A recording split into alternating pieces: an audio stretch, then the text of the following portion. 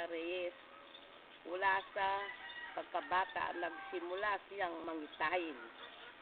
Dumating ang anghel ng Diyos Ama, si Sang Gabriel.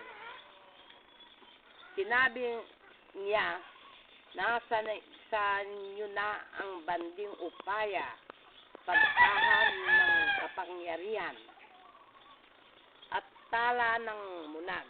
Sinabi ng bungsu kong anak, na lalaki na may paghahari na kaming ubasan. Nasa Bilbia po ang ubasan, ang wika ni Lisa. Tinawag ako ng amang gumawa ng mundo. Tinawag ako, banal na babae, marami kang ipagmalaki. Nakita ko sa pangitay ng araw, nagbaba. Umapak ako sa isang silya at kinuha ko sa aking kamay ng 3 beses ang liwanag niya at aking dinamit na damit na pula.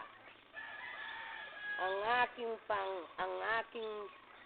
pangitain, bumabahang anghel at sinabi sa akin, baka sinista ka lang dito sa lupa para magmensahe.